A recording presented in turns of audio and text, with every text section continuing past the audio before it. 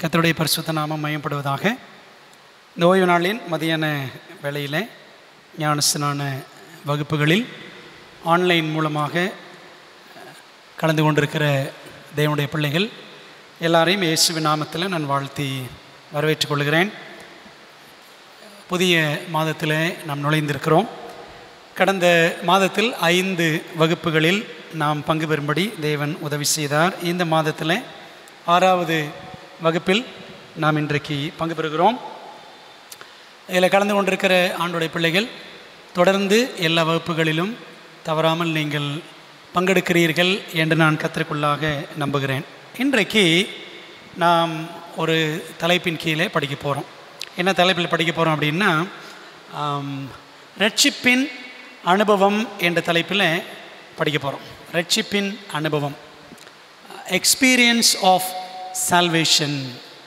Okay, இதுக்கு என்ன இன்னொரு தலைப்புன்னு சொல்லலான்னு இப்போ நிச்சயமான மரணத்திலிருந்து மீட்பு. ரட்சிப்பு என்பதை மீட்பு என்றும் வேதம் நமக்கு 2 வார்த்தைகளை சொல்லுகிறது. Salvation and redemption. ரட்சிப்பு, மீட்பு. நீங்களும் நானும் அல்லது மனிதனாக பிறந்த எல்லாருமே நிச்சயமான மரணத்திற்கு உரியவர்கள். எது நிமித்தம்? பாவத்தின் நிமித்தம். ஏனென்றால் பைபிள் சொல்லுது பாவத்தின் சம்பளம் மரணம். ஆனால் இந்த நிச்சயமான மரணத்திலிருந்து தேவன் நம்மை மீட்பதற்காக ஒரு திட்டம் வைத்திருக்கிறார். இந்த திட்டத்துக்கு பெயர் தான் ரட்சிப்பின் திட்டம், பிளான் ஆஃப் சால்வேஷன் என்று வேதம் நமக்கு காட்டுகிறது. ஆக இந்த நாளிலே இந்த நிச்சயமான மரணத்திலிருந்து நாம் மீட்கப்படுவது எப்படி என்பதை படிக்க போகிறோம். சரிங்களா? ஒரு ஜெபம் பண்ணுவோம். ஜெபம் பண்ணிட்டு நாம் ஆரம்பிக்கலாம். எங்கள் நல்ல தகப்பனே, இந்த நாளிலே உம்முடைய சத்தியங்களை கற்றுக்கொள்ளுகிற நல்ல வாய்ப்புக்காக நன்றி. கர்த்தராகிய இயேசு கிறிஸ்துவை விசுவாசி, அப்பொழுது நீயும் உன் வீட்டாரும் ரட்சிக்கப்படுவீர்கள் என்று வேதம் சொல்லுகிறது. ஆண்டவரே, எங்களை பாவத்திலிருந்து மீட்டு பரலோகத்திற்குரியவர்களாக மாற்ற வேண்டும் என்று தேவனே நீர் திட்டம் வைத்திருக்கிறீர். அதை இந்த நாளிலே நாங்கள் படிக்க போகிறோம். எங்களுக்கு உதவி செய்யும்.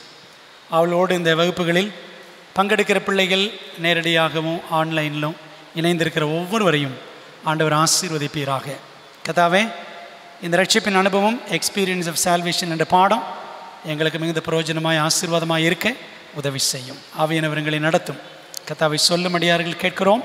நீர் பெருகவும் நாங்கள் சிறுகவும் உதவி செய்யும். இயேசுவின் மூலம் ஜெபிக்கிறோம் நல்ல பிதாவே, ஆமென். ஆதியாகமம் 22ஆம் அதிகாரம் என்ன சொல்லுவாங்கன்னா, த காஸ்பல் ட்ராமா அப்படின்னு சொல்லுவாங்க. சுவிசேஷம் என்பதை ஒரு நிஜ சம்பவத்தின் வழியாக நாம் ஆதியாகமம் 22ஆம் அதிகாரத்தில் பார்க்கிறோம். அதில் என்ன சம்பவம் இருக்கிறது என்றால், ஆபிரகாம் என்ற முற்பிதா தன்னுடைய 100 வயதில் அவருடைய மனைவி சாராளிடத்தில் வாக்குத்தத்தத்தின் பிள்ளையாக ஈசாக்கை பெற்றெடுக்கிறார். சரிங்களா? இது நம்ம ஆதியாகமத்தில் 22ஆம் அதிகாரத்தில் பார்க்கிறோம். அந்த ஆண் பிள்ளை சுமார் 20 வயது இருக்கும் பொழுது, 20 அல்லது 25 வயசுக்குள்ள அப்படின்னு வேத அறிஞர்கள் சொல்லுகிறார்கள். ஈசாக்கு 20-25 வயது இருக்கிற சமயத்தில் தேவன் ஒரு நாள் ஆபிரகாமுக்கு தரிசனமாகி, நீ என்ன செய்ய, உன் ஏகசுதனும் உன் நேசகுமாரனும் உன் ஒரே புத்திரனுமாகிய ஆபிரகாமை எனக்காக நீ மோரியா தேசத்தில் நான் காண்பிக்கும் மலைகளில் ஒன்றில் மேல் அவனை போய் பலியிடு அப்படின்னு சொல்லி ஆண்டு சொல்கிறார். உடனே ஆபிரகாமும் சரி ஆண்டு சொல்லிட்டாரு என்று சொல்லி அவர் மகனையும் 2 வேலைக்காரர்களையும் கூட்டிக் கொண்டு கழுதையின் மேல் விரைகளெல்லாம் வச்சுக்கிட்டு போகிறாங்க நடந்து போகிறாங்க. 3 நாட்கள் போனார்கள். இப்படி போகிற வழியில் மகன் கேட்குறார் ஈசாக்கு, அப்பா, பலி செலுத்துவதற்கு விறகு கட்டை இங்கே இருக்கிறது. ஏன்னா விறகு கட்டை யார் தான் தூக்குறான்? ஈசாக்கு தான் தூக்கிட்டு போகிறான். ஆட்டுக்குட்டி எங்கே என்று மகன் கேட்கிறான். அப்போது அப்பா ஆபிரகாம் சொல்கிறாரு, மகனே, கர்த்தருடைய பர்வதத்தில் பார்த்து கொள்ளப்படும். ஆண்டவர் பார்த்துக்குவார்ப்பா, கவலைப்படாத அப்படின்னு சொல்லி அப்படியே நடந்து போகிறாங்க. இப்படியே 3 நாள் பிரயாணம் போனதுக்கப்புறம் மோரியா தேசம் தெரிகிறது. அங்கே நிறைய மலைகள் இருக்கிறது, ஒரு மலை 2 மலை கிடையாது. ஆண்டவர் சொன்னார், மோரியா தேசத்துக்கு போ, அங்கே நான் காண்பிக்கிற மலைகள் ஒன்றில். நிறைய பேர் மோரியா மலை மோரியா மலைன்னுவாங்க. மோரியா தேசத்தில் இருக்கிற மலைகளிலே ஒரு மலை, அங்கே தான் ஆபிரகாம் ஈசாக்கை பலி செலுத்துன்னு ஆண்டு சொன்னார். சரி போயிட்டாங்க. ஒரு மலை அடிவாரம். அங்கே போயிட்டு அப்பா ஆபிரகாம் தன் மகனை அழைத்து செல்ல ரெடியாக இருக்கிறாரு. அந்த 2 வேலைக்காரங்கிட்ட சொல்லாரு, நீங்கள் 2 பேரும் இங்கே இருங்க, நானும் பிள்ளையாண்டானும் போய் பலி செலுத்தி விட்டு திரும்பி வருவோம் அப்படின்னு சொன்னாங்க. சரிங்களா? அப்படி தான் பைபிளில் இருக்கு. திரும்பி நான் வருவேன் அப்படின்னு ஆபிரகாம் சொல்லலை, திரும்பி வருவோம் அப்படி தான் சொன்னார். மகனை அழைத்து கொண்டு போகிறார். ஈசாக்கு விறகுக்கட்டைகளை சுமந்து கொண்டு செல்லுகிறான். இயேசு கிறிஸ்து சிலுவையை தூக்கிட்டு போன மாதிரி. ஆபிரகாம் பிதாவுக்கு அடையாளம். பிதா தன்னுடைய குமாரனை ஒப்பு கொடுத்தது போல ஆபிரகாம் தன்னுடைய ஒரே பேரான குமாரனை பலி செலுத்த அவன் ஆயத்தமாகி பயணப்பட்டான். மலை மேலே ஏறியாச்சு. பலிபீடத்தை அடுக்கி வைத்து விட்டாயிற்று. அதில் ஈசாக்கையும் கிடத்தி அவனை கட்டி பலி செலுத்துவதற்கு கத்தியும் எடுத்து ஆபிரகாம் என்ன செய்ய போகிறாரு? ஓங்கி வெட்ட போகிறார். அந்த நேரத்தில் ஒரு தேவதூதன் வந்து என்ன சொல்கிறாரு? ஆபிரகாமே ஆபிரகாமே. இன்னைக்கு காலையில் சொன்னேன்ல, ஆண்டவர் சில இடங்களில் 2 தடவை கூட்டிருப்பார். ஆதியாகமத்தில் 22ஆம் அதிகாரத்திற்கு நாம் வருவோம். 22 11ஆம் வசனம். அப்பொழுது கர்த்தருடைய தூதனானவர், 10 வாசிக்கிறேன். பின்பு ஆபிரகாம் தன் குமாரனை வெட்டும்படிக்கு தன் கையை நீட்டி கத்தி எடுத்தான். அப்பொழுது கர்த்தருடைய தூதனானவர் வானத்திலிருந்து ஆபிரகாமே ஆபிரகாமே என்று கூப்பிட்டார். அவன் இதோ அடியேன் என்றான். ஆண்டவர் சொன்னார், பிள்ளையாண்ட அன்பில் உன் கையை போடாதே. 12ஆம் வசனம். அவனுக்கு ஒன்றும் செய்யாதே. நீ அவனை உன் புத்திரன் என்றும் உன் ஏகசுதன் என்றும் பாராமல் எனக்காக ஒப்பு கொடுத்தபடியினால் நீ தேவனுக்கு பயப்படுகிறவன் என்று இப்பொழுது அறிந்திருக்கிறேன் அப்படின்னு ஆண்டவர் சொல்லி ஈசாக்கை தப்புவித்தார். உடனே ஒரு பக்கம் திரும்பி ஆபிரகாம் பார்க்குறாரு. அங்கே ஒரு புதர், ஒரு முட்செடி புதர் இருக்குது. அந்த புதருக்குள்ளே என்னாச்சான்? தன் கொம்புகள் சிக்கி கொண்டிருந்த ஒரு ஆட்டுக்கடாவை அவன் கண்டான். அப்போ அந்த ஆட்டுக்கடாவை எடுத்து ஆபிரகாம் பலி செலுத்தினார். அவர் முதல்ல கீழே 2 வேலைக்காரர்கிட்ட சொல்லிட்டு போன மாதிரி போய் ஆண்டவர் தொழுகை பண்ணிட்டு 2 பேருமே கீழே திரும்பி வந்தார்கள். ஈசாக்கு தன்னுடைய இளம் வயதில் 20-25 வயசு இருக்கும். அதே போல் ஆண்டவர் இயேசு கிறிஸ்துவும் தன்னுடைய இளம் வயதில் 33 வயசில் கிறிஸ்து மரித்தார், உயிரோடு எழுந்தார். ஈசாக்கு மரிக்க போனான், உயிரோடு வந்துட்டான். உண்மையிலே சொல்லப்போனால் அவன் மரித்து எழுந்தான் என்று தான் சொல்லணும். ஏன்னா கத்தி கழுத்து வரைக்கும் போயிடுச்சு. ஆகவே உயிர்த்தெழுதலுக்கு அடையாளமாக ஈசாக்கு திரும்ப எழுந்து வருகிறான். அவனுக்கு பதிலாக ஒரு ஆட்டுக்குட்டி மரித்தது, பலியிடப்பட்டது. ஆண்டவர் இயேசு கிறிஸ்துவும் மரித்து உயிரோடு எழுந்தார். யாருக்கா மரித்தார்? நமக்கு பதிலாக அவர் மரித்தார். ஆகவே இந்த ஆதியாகமம் 22ஆம் அதிகாரத்தை என்ன சொல்லுவாங்கன்னா, the gospel drama of Genesis 22 அப்படின்னு சொல்லுவாங்க. ஆதியாகமம் 22ஆம் அதிகாரத்தின் சுவிசேஷ நாடகம் அப்படின்னு சொல்லுவாங்க. ஆதியாகமம் 22. ஆகவே ஆண்டவர் இயேசு கிறிஸ்து எப்படி நமக்காக மரித்தார், மரித்து எழும்புவார், எப்படி பிதாவாகிய தேவன் தம்முடைய குமாரனை நமக்காக சிலுவையில் ஒப்பு கொடுப்பார், குமாரன் சிலுவை சுமந்து செல்லுவார், அதுபோல் ஈசாக்கும் மரக்கட்டையெல்லாம் தூக்கிட்டு போனார். இந்த அனுபவம் ஆபிரகாம் ஈசாக்கின் அனுபவம் வெறும் சம்பவம், சரித்திர சம்பவம் மட்டுமல்ல, எதிர்கால நிஜத்தை காட்டும் ஒரு நிழல் என்று நாம் பார்க்கிறோம். இந்த சம்பவத்தை அடிப்படையாக வைத்து தான் நம்ம என்ன செய்ய போகிறோம்? ரட்சிப்பின் அனுபவத்தை இந்த நாளிலே நாம் படிக்க போகிறோம். ஈசாக்கிற்கு பதிலாக பலியிடப்பட்ட அந்த மிருகம் யாரை குறிக்கிறது? சில கேள்விகள், இந்த கேள்விகள் அடிப்படையில் நம்ம படிக்க போகிறோம். ஈசாக்கு பதிலாக ஒரு ஆட்டுக்கடா. இந்த பலி மிருகம் யாரை குறிக்கிறது? வாசிப்போம். மறுநாளிலே யோவான் இயேசுவை தன்னிடத்தில் வரக்கண்டு, இதோ உலகத்தின் பாவத்தை சுமந்து தீர்க்கிற தேவ ஆட்டுக்குட்டி. ஆண்டவர் இயேசு கிறிஸ்து அந்த யோர்தான் நதி ஓரத்திலே நடந்து வருகிறார். அதை யோவான் ஸ்நானன் பார்த்துட்டு, இதோ உலகத்தின் பாவத்தை சுமந்து தீர்க்கிறேன் தேவ ஆட்டுக்குட்டி. ஈசாக்குக்கு பதிலாக ஒரு ஆட்டுக்குட்டி பலியிடப்பட்டதே, அது யாரை குறிக்கிறது என்றால், உலகத்தார் எல்லாருடைய பாவங்களுக்கு பதிலாக மரிக்க போகிற தேவாட்டுக்குட்டியான இயேசு கிறிஸ்துவை சுட்டி காட்டுகிறது என்று நாம் பார்க்கிறோம். சரி, இப்போ ரெண்டாவது கேள்வி, இயேசு மரிக்க வேண்டும் என்பது ஏன் அவசியமாக இருந்தது? இயேசு கிறிஸ்து ஏன் மரிக்கணும்? காரணம் என்ன? பதில், ஏனென்றால் ரோமர் 3:23 வாசிக்கிறோம், எல்லாரும் பாவம் செய்து என்ன ஆயிட்டோம்?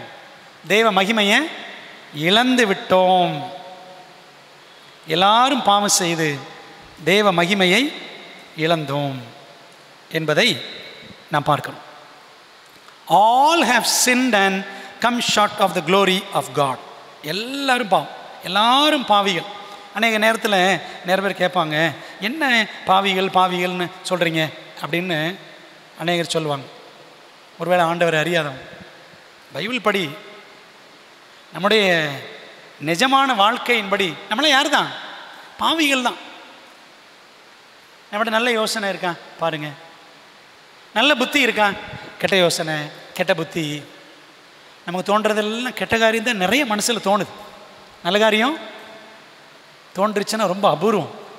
அப்படியானால் நாம் பாவிகள் தான் என்பதில் சந்தேகம் இல்லை. அதனால தான் எல்லாரும் பாவம் செய்து தேவ மகிமையை, தேவனுடைய ஒளியை, தேவனுடைய பிரசன்னத்தை நாம் இழந்து போனோம்.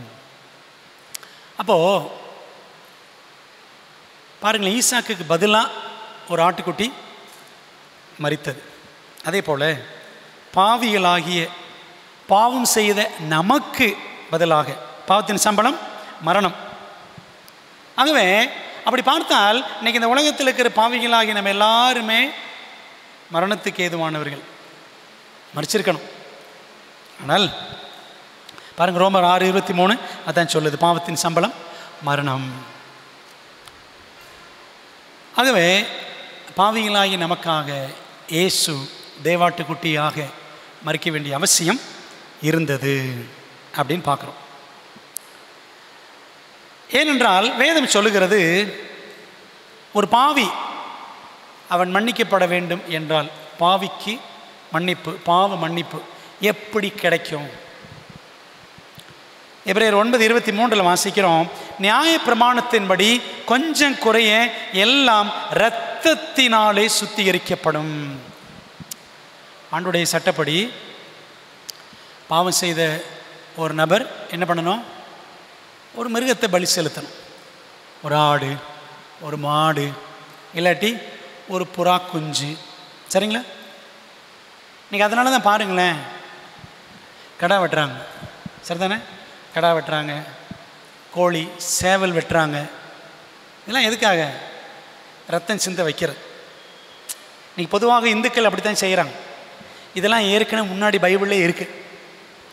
லேவியராகமத்தில் நம்ம இதை தெளிவாக படிக்கிறோம். ஏன்னா அந்த வசனம் எப்படி முடியுது பாருங்கள், எபிரேயர் 9:22, ரத்தம் சிந்துதல் இல்லாமல் மன்னிப்பு உண்டாகாது. ரத்தம் சிந்தப்படாமல் மன்னிப்பு கிடைக்காது. இது ஒரு சட்டம், இது கடவுளுடைய சட்டம். ரட்சிப்பின் திட்டத்தில் இது ஒரு முக்கியமான சட்டம். ஆக ரத்தம் சிந்தப்பட வேண்டும். பாருங்கள், ஈசாக்குக்கு பதிலாக ஒரு ஆட்டுக்குட்டி பலி செலுத்தப்பட்டது. அதே போல் நம்ம எல்லாருடைய பாவங்களுக்கு பதிலாக இயேசு கிறிஸ்து என்ன செய்கிறாரு? அவர் மரிக்க வேண்டியது அவசியம் என்று நாம் பார்க்கிறோம். அடுத்து போகலாமா? அடுத்த கேள்வி,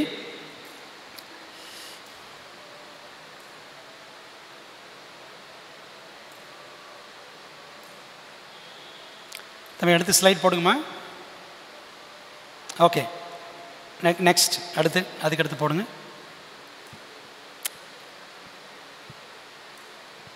இதை மாற்றுங்க தம்பி, மாற்றுங்க. ஓகே. கிறிஸ்துவானவர் வேத வாக்கியங்களின்படி நமது பாவங்களுக்காக மரித்தார். 1 கொரிந்தியர் 15:3 வாசிக்கிறோம். அப்போ ஆண்டவர் இயேசு கிறிஸ்து மரித்தது கடவுள் திட்டப்படி, வேத வாக்கியங்களின்படி அவர் மரித்தார். அவர் மரணம் கூட சும்மா சாதாரணமாக எதேச்சையாக நடக்கவில்லை.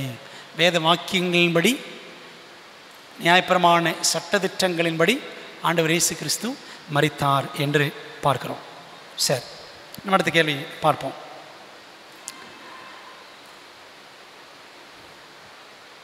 மாபெரும் ரட்சிப்பின் திட்டம் என்னவென்று அழைக்கப்படுகிறது?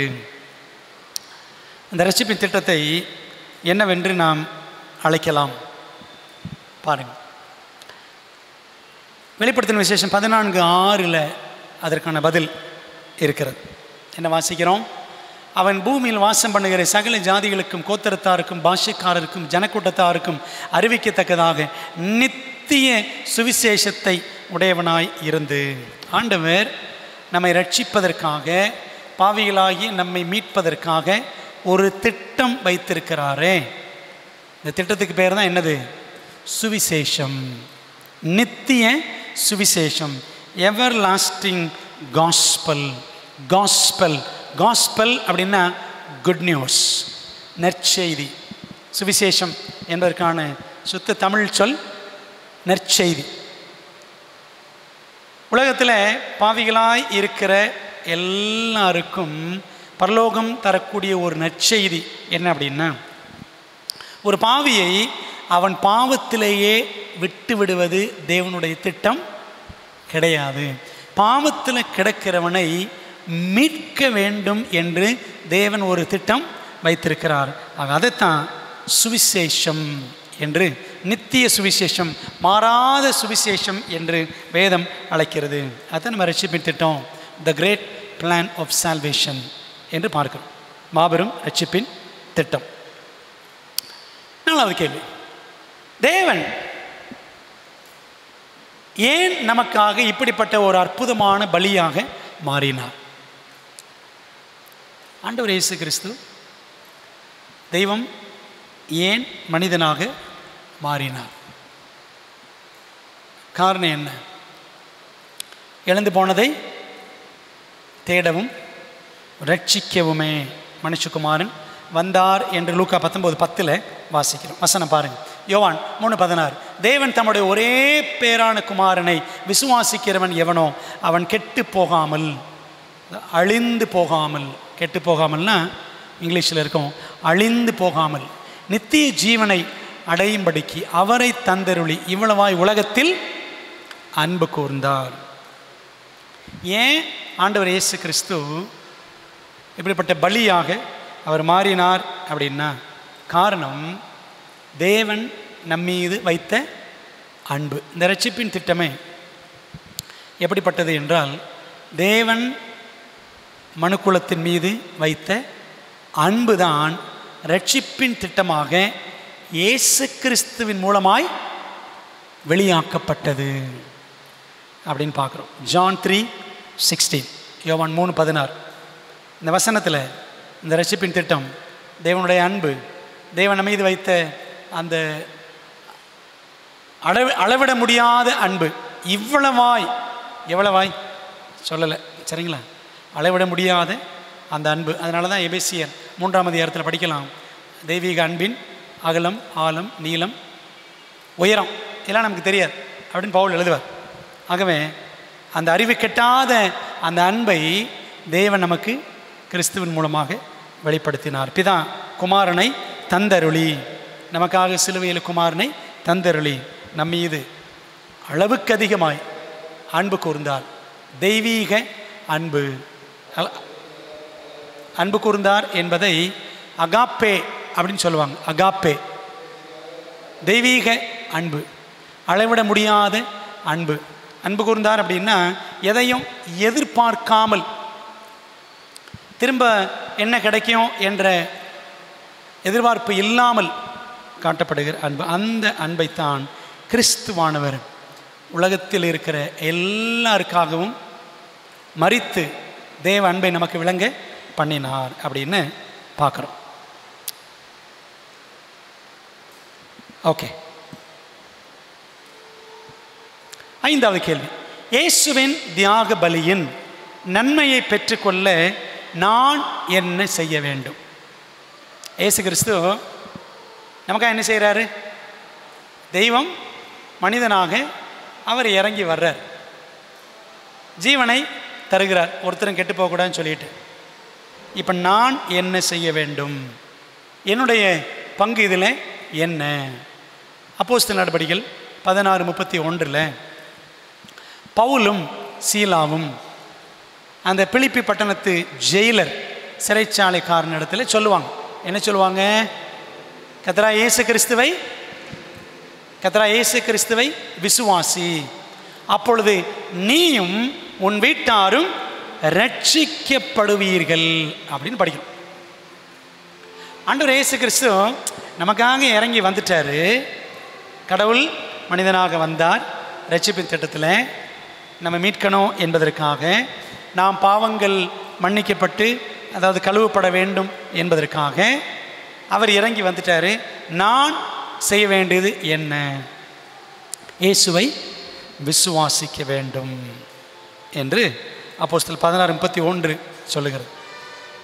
ஓகே, அப்படி விசுவாசித்தால் என்ன நடக்கும்? யோவான் 3:15, முதல்ல 3:16 படித்தோம், இப்போ 3:15. தன்னை விசுவாசிக்கிறவன் எவனோ அவன் கெட்டு போகாமல் நித்திய ஜீவனை அடையும்படிக்கு உயர்த்தப்பட வேண்டும். ஆண்டவர் இயேசு கிறிஸ்து சிலுவையில் உயர்த்தப்பட்டார், சிலுவையில் அடிக்கப்பட்டு உயர்த்தப்பட்டார். அந்த உயர்த்தப்படுதல் எதற்காக? வானத்துக்கும் பூமிக்கும் இடையில இயேசு கிறிஸ்து தொங்கினார். வானத்துக்கு பூமிக்கு நடுவாக அவர் சிலுவையில் நிறுத்தப்பட்டார், உயர்த்தப்பட்டார். எதுக்காக அப்படின்னா, அவர் விசுவாசின்னு படித்தோம். அவர் விசுவாசிக்கிறவன் எவனோ அவன் கெட்டு போகாமல் நித்திய ஜீவனை, நிலை வாழ்வை, சாகா பெரும் வரத்தை, அழியாத வாழ்க்கையை, அழியாமையை அடையும்படிக்கு ஆண்டவர் இயேசு கிறிஸ்து என்ன பண்ணாராம்? சிலுவையில் உயர்த்தப்பட்டார். அவர் மேலிருந்து விண்லோகத்திலிருந்து பூலோகம் இறங்கி வந்தார். பூலோகம் இறங்கி வந்து சிலுவையில் உயர்த்தப்பட்டார். எதற்காக என்றால், அவர் விசுவாசிக்கிற எவனும், அது யாருனாலும் சரி, அவன் கெட்டு போகக்கூடாது என்பதற்காக. யோவான் 1:12 வாசிக்கிறேன் பாருங்களேன். அவருடைய நாமத்தின் மேல், இயேசுவினுடைய நாமத்தின் மேல் விசுவாசம் உள்ளவர்களாய் அவர் ஏற்றுக்கொண்டவர்கள் எத்தனை பேர்களோ அத்தனை பேர்களும் தேவனுடைய பிள்ளைகளாகும்படி அவர்களுக்கு அதிகாரம் கொடுத்தார். இப்போ நம்ம என்ன செய்யணும்? இயேசுவை விசுவாசிக்கணும். இயேசுவை விசுவாசிக்கும் பொழுது, அவருடைய நாமத்தின் மேல் நம்பிக்கை வைக்கும் பொழுது என்ன ஆகிறோம்? தேவனுடைய பிள்ளை என்ற ஒரு அதிகாரம், அங்கீகாரம் நமக்கு கிடைக்கிறது. அப்போது இது எவ்வளோ பெரிய ஸ்லாக்கியம்! ஒரு பாவி இப்போ அடுத்து என்ன பொசிஷனுக்கு போகிறான்? நல்லா கவனிச்சிட்டு இருக்கீங்களா? பாவியாக இருக்கிறவன் இயேசுவானவர் கீழே வந்து நமக்காக ஜீவன் கொடுத்து அவர் அந்த இரத்தத்தின் மீது நான் விசுவாசம் வைக்கும் பொழுது, பாவி a sinner now becomes a child of God. ஒரு பாவி தேவனுடைய பிள்ளையாக மாறுகிறான். அப்படியானால் நான் எவ்வாறு மன்னிக்கப்படுகிறேன், கழுவப்படுகிறேன்? ஒரு பாவி தேவனுடைய பிள்ளையாக வேண்டும் என்றால் மன்னிக்கப்படணும், கழுவப்படணும். எப்படி? அப்போஸ்தலர் 3:19, அப்போஸ்தலர் 3:19 அழகாக படிக்கணும் பாருங்களேன். உங்கள் பாவங்கள் நிவர்த்தி செய்யப்படும் பொருட்டு, கழுவப்படும் பொருட்டு, சுத்திகரிக்கப்படும் பொருட்டு, அல்லது அகற்றப்படும் பொருட்டு, அல்லது விளக்கப்படும் பொருட்டு, இப்படிலாம் சொல்லலாம். சரிங்களா? உங்களுடைய பாவங்கள் நிவர்த்தி செய்யப்படும் பொருட்டு நீங்கள் மனம் திரும்பி குணப்படுங்கள். பாருங்களேன், அப்போ ஒரு பாவி என்ற நிலையில் இருக்கிறவன் தேவனுடைய பிள்ளை என்ற நிலைக்கு வர்றான். அப்படி அவன் வரும்பொழுது அந்த ப்ராசஸ், அந்த செயல்பாடு எப்படி இடம்பெறுகிறது என்றால், ஆண்டவர் சொல்றாரு, மனம் திரும்ப வேண்டும். மனம் திரும்பி குணப்படுங்கள். நான் ஒரு பாட்டு கூட இருக்குல்ல, குணப்படு பாவி பாடுறோம்ல, தேவ கோபம் வரும் மேவி போ குணப்படு பாவி அப்படின்னு பாடும். குணப்படு அப்படின்னு அது பாவங்கள் போக கழுவப்படு அப்படின்னு அர்த்தம். அப்போது தேவனுடைய பிள்ளையாக வேண்டும் என்றால் மனம் திரும்பி குணப்பட வேண்டும். சரி, அதுக்குள்ளே என்ன இருக்குது மனம் திரும்புறது அப்படின்னா? 1 யோவான் 1ஆம் அதிகாரம் 9ஆம் வசனம். நம்முடைய பாவங்களை நாம் அறிக்கையிட்டால் பாவங்களை நமக்கு மன்னித்து எல்லா அநியாயத்தையும் நீக்கி நம்மை சுத்திகரிப்பதற்கு அவர் உண்மையும் நீதியும் உள்ளவராய் இருக்கிறார். மனம் திரும்பணும். எதிலிருந்து மனம் திரும்பணும்? மனம் திரும்பணும். சரிங்களா? இந்த மனம் திரும்புதல்னா என்ன? இதை எப்படி அழகாக சொல்லிக் கொடுப்பாங்கன்னா, இப்போ ஒரு பாவி இருக்கிறான், அவன் பாவத்தில் வாழ்ந்து கொண்டிருக்கிறான். அவன் ஆசையெல்லாம் பாவம்தான், அவன் எண்ணமெல்லாம் பாவம்தான், அவன் செயல்கள் எல்லாம் பாவம்தான், அவன் போகிற பாதையெல்லாம் பாவம்தான். சரிங்களா? பாவி பாவம் மனசில் என்னதான் இருக்குது? பாவம் தான் இருக்குது. அப்போ என்ன செய்வான்னா, அவன் போக்கு எப்படி இருக்குன்னா, நான் நரகத்துக்கு போகிறேன், நான் நரகத்துக்கு போகிறேன், நான் நரகத்துக்கு போகிறேன், நான் நரகத்துக்கு போகிறேன், I'm going to hell, I'm going to hell, I'm going to hell அப்படின்னு சொல்லாமல் வாழ்க்கை அப்படியே போயிட்டுருக்கும். அப்போ மனசு எங்கே போயிட்டுருக்கு? பாவத்தை நோக்கி, பாவத்தின் வழியிலே போயிட்டுருக்கு. மனம் திரும்புதெல்லாம் என்ன? இப்படி பாவத்தின் பக்கம் மனசை வச்சிருக்கிறவன் அப்படியே 360 டிகிரி திரும்பி இனி அவன் என்ன செய்வான்? தேவனை பின்பற்ற அவன் தீர்மானித்து செயல்படுவான். இப்போ அவனுடைய பயணம் எப்படி இருக்குன்னா, நான் பரலோகத்திற்கு போகிறேன், நான் பரலோகத்துக்கு போகிறேன், நான் பரலோகத்துக்கு போகிறேன், I'm going to heaven, I'm going to heaven, I'm going to heaven அப்படின்னு அவன் மனசு என்ன செஞ்சிடும்? திரும்பி.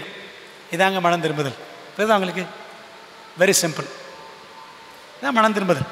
பாவத்திலேயே மனதை வைத்திருக்கிறவன் அவன் திரும்பி, நரகத்தின் பக்கமே மனதை வைத்திருக்கிறவன் திரும்பி தேவன் பக்கம், இயேசுவின் பக்கம், பரலோகத்தின் பக்கம் அவன் பயணிக்க ஆரம்பிக்கிறான். இதாங்க மனம் திரும்புதல். விளங்குதா உங்களுக்கு? மனம் திரும்புதல். இதுக்கு என்ன சொல்லுவாங்கன்னா ரிப்பென்டன்ஸ் அப்படின்னு சொல்லுவாங்க. அதனுடைய அர்த்தம் change of mind. Change of mind. மனது மாற்றம் அடைதல், மனது திருப்பம் அடைதல்.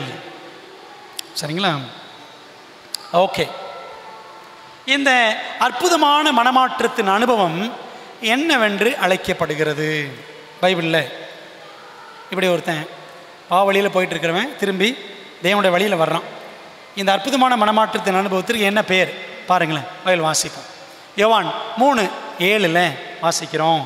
நீங்கள் மறுபடியும் பிறக்க வேண்டும் என்று நான் உனக்கு சொன்னதை குறித்து அதிசயப்பட வேண்டாம். சரிங்களா? இப்படி பாவத்தின் வழியில் போயிட்டு இருக்கிறவன் பரிசுத்தத்தின் வழியை நோக்கி திரும்புகிறான். பார்த்தீங்களா? இந்த அனுபவத்துக்கு பேர் மறுபிறப்பின் அனுபவம். மறுபிறப்பின் அனுபவம் அப்படின்னு இயேசுவானவர் யோவான் 3ஆம் அதிகாரம் 7ஆம் வசனத்தில் சொல்லியிருக்கிறார். ஓகே. அப்போ பாருங்க, பாவத்தில் இருந்த நாம் இப்போ என்ன செய்கிறோம்? பரிசுத்தத்தின் பாதையில் பயணிக்க தீர்மானித்து செயல்படுகிறோம். மறுபிறப்பு அடைந்த ஒவ்வொரு கிறிஸ்துவனுடைய இருதயத்திற்குள்ளும் யார் நுழைகிறார்? பாருங்க, ஆண்டவர் பக்கம் ஒருத்தன் திரும்பிட்டான். அப்படி திரும்பினதுக்கப்புறம் அந்த ஒவ்வொரு கிறிஸ்துவனுடைய இருதயத்திற்குள்ளும் யார் நுழைகிறார்? இப்போ பாவத்திலே போயிட்டு இருக்கும் பொழுது உள்ள யார் இருப்பா? பாவத்திலே போயிட்டு இருக்கும் பொழுது ஒரு பாவி உள்ளத்தில் யார் இருப்பா? சாத்தா இருப்பான். சரி தானே? பிசாசு இருப்பான். பிசாசின் ஆவி கிரியை செய்யும்.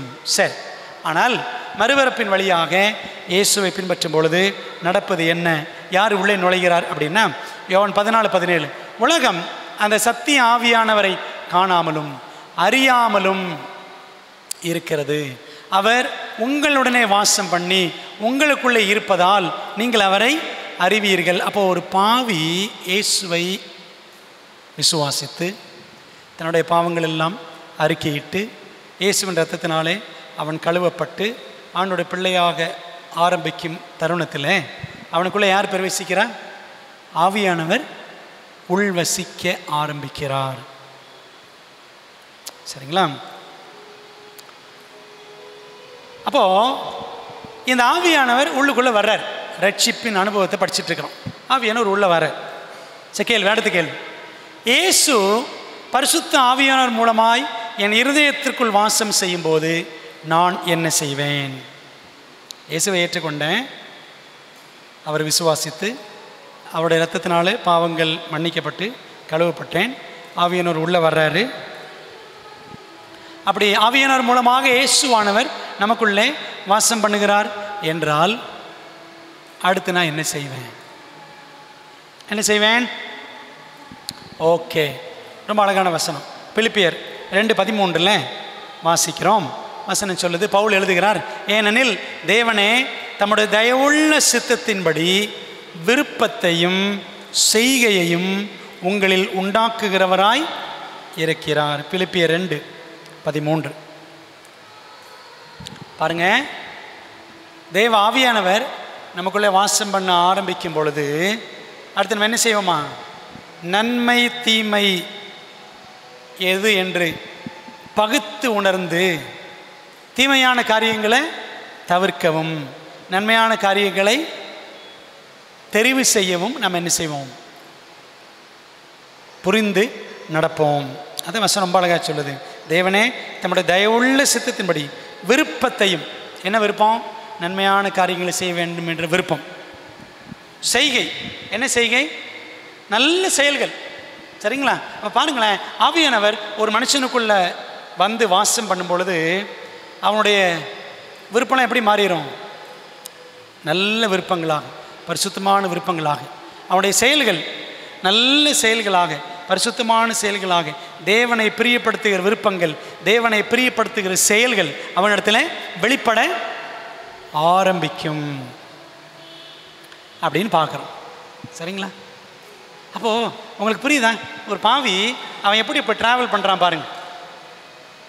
எல்லாரும் பாவம் செய்து தேவ மகிமை இழந்தோம். தேவ மகிமையை இழந்து போன ஒரு பாவி இயேசுவை ஏற்றுக்கொண்டது நிமித்தம் அவனுக்கு அடுத்து கிடைக்கிற முன்னேற்றம், ப்ரமோஷன், உயர்வு எப்படின்னு பாருங்களேன். சரி, அடுத்துக்க, என்னுடைய மறுபிறப்பின் அனுபவம் வெற்றிகரமாக இருக்கும் என்பதில் நான் ஏன் நிச்சயத்துடன் இருக்க வேண்டும்? ஆவியானவர் உள்ள வராரு, நமக்குள்ள வாசம் பண்ணுகிறார், விருப்பம் செய்கை எல்லாத்தையும் அவரே உண்டாக்குறாரு.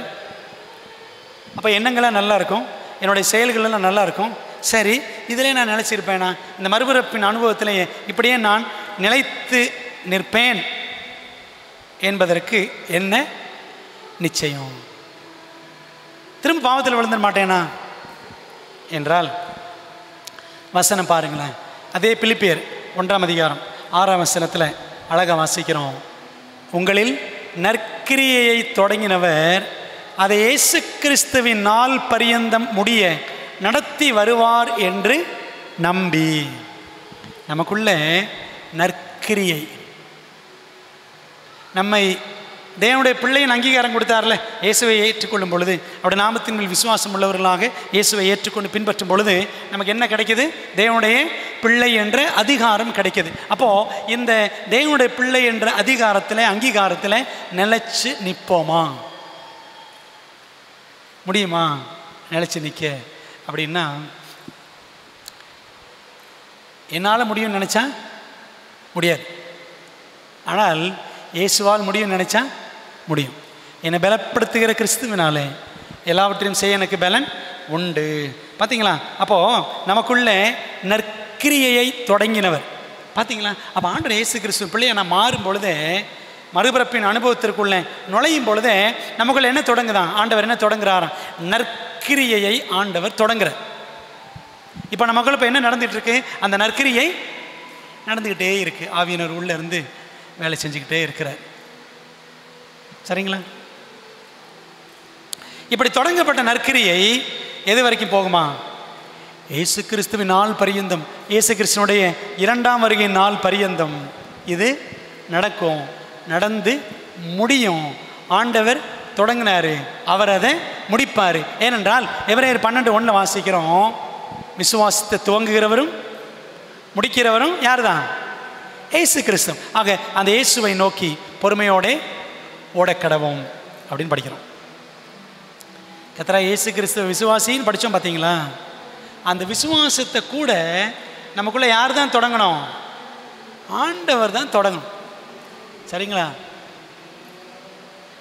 நான் நல்ல விசுவாசி, நான் பெரிய விசுவாசி, என் விசுவாசம் எவ்வளோ பெரிய விசுவாசம் அப்படின்னு நாமே பெருமைப்பட்டு கொள்றதுக்கு ஒன்றுமே கிடையாது. ஏனென்றால் அந்த விசுவாசத்தை துவங்கிறது கூட யார் தான்? ஆண்டவர் தான். அவர் தான் தொடங்குறார், அவரே முடித்தும் வைப்பார் என்பதை இங்கே அழகாக படிக்கிறோம். சரி, இப்போ கேள்வி, அடுத்த கேள்வி. இப்படி நீங்கள் சொல்கிறீங்களே, ஆனால் அநேக கிறிஸ்தவர்கள் தங்களுடைய கிறிஸ்தவ அனுபவத்தில் தோற்றில் போயிடுறாங்க. கிறிஸ்தவ அனுபவத்தில் சிலர் ஏன் தோற்று போகிறார்கள்? படித்தோம், கிரியைகள் நல்லா இருக்கும், விருப்பங்கள் நல்லா இருக்கும், ஆண்டவர் இயேசு கிறிஸ்துவின் நாள் பரியந்தம் அவர் நடத்தி செல்வார் அப்படிலாம் பார்க்குறோம். ஆனால் அநேகர் தவறிடுறாங்களே, விழுந்துடுறாங்களே பாவத்தில். ஏன்? why this failure? ஏன் இந்த தோல்வி? படிக்கலாம். ஏசு 53:6 படிக்கிறோம், நம்ம எல்லாரும் ஆடுகளைப் போல வழிதப்பி திரிந்து அவனவன் தன் தன் வழியிலே போனோம். நம்ம நல்லா தெரிஞ்சுக்கணும், ஆண்டவர் இயேசு கிறிஸ்துவை நம்ம ஏற்றுக்கொண்டதுக்கு அப்புறம் நம்ம கம்ப்ளீட்டாக பர்ஃபெக்டாக ஆல்ரைட் ஆயிடுவோம். சரிதானே? இயேசு கிறிஸ்து ஏற்றுக்கொண்டதுக்கு அப்புறம் எல்லாமே கரெக்டாக தான் செய்வோம், சரியான வழியில் தான் போவோம், இடறவே மாட்டோம், தவறவே மாட்டோம், வழி விலகவே மாட்டோம் அப்படின்னு கிடையவே கிடையாது. நம்ம இந்த உலகத்தில் இருக்கிற வரைக்கும் நமக்குள்ள என்ன இருக்கும்? there will be 2 natures இருக்கும், 2 சுபாவங்கள் இருக்கும். ஒன்று மாம்ச சிந்தை இருக்கும், இன்னொன்று ஆவியின் சிந்தை. ரெண்டுமே இருக்கும். நம்ம அது ரோமர் 8ஆம் அதிகாரத்தில் படிக்கிறோம், ரோமர் 7, ரோமர் 8. மாம்ச சிந்தையும் இருக்கும், ஆவியின் சிந்தையும் இருக்கும். ஆண்டவர் இயேசு கிறிஸ்து கூட சொன்னார்ல, ஆவி உற்சாகம் உள்ளதுதான், மாம்சமோ பலவீனம் உள்ளது. படிக்கிறோம்ல? அப்போது மாம்சம் ஆவி நம்மகிட்ட ரெண்டுமே இருக்கும். நம்ம ஆண்டவர் பிள்ளைனாலும் சரி, ஒரு பெரிய போதகர்னாலும் சரி, ஒரு நல்ல விசுவாசினாலும் சரி, எத்தனை வருஷம் நான் ஆண்டவருக்குள்ளே சபையில் இருக்கிறேன் என்று நாம் சொல்லிக்கொண்டாலும் சரி, நமக்குள்ளே இந்த ரெண்டுமே இருக்கத்தான் செய்யும். மாம்சம் ஆவியும் ரெண்டும் ஒன்றுக்கொன்று விரோதமாக போராடி கொண்டே தான் இருக்கும். அப்போ பாருங்கள், இந்த மாம்சம் உள்ளே இருக்கனால நம்ம என்ன செய்வோம்? அவனவன் தன் வழியில் போயிடுவோம். ஆனால் என்ன செய்யணும் அப்படின்னா, ஒவ்வொரு நாளும் தேவனுக்கு ஒப்பு கொடுத்து வாழ வேண்டிய வாழ்க்கை. ஏசு எப்படி வாழ்ந்தார் பாருங்கள். லூக்கா 22:42 ஆயினும் என்னுடைய சித்தத்தின்படி அல்ல, உம்முடைய சித்தத்தின்படியே ஆக கடவது என்று ஜெபம் பண்ணினார். இயேசுவுக்கே பாருங்களேன், அவருக்குள்ளேயே என்ன இருந்துச்சு?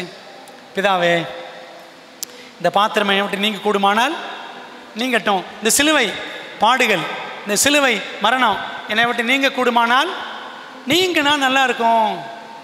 இயேசுவுக்கே அந்த எண்ணம் இருந்துச்சான், இந்த சிலுவையிலேருந்து தப்பிச்சுட்டா நல்லா இருக்குமே அப்படி இயேசுவான கூட நினைச்சேன். புரியுதா உங்களுக்கு?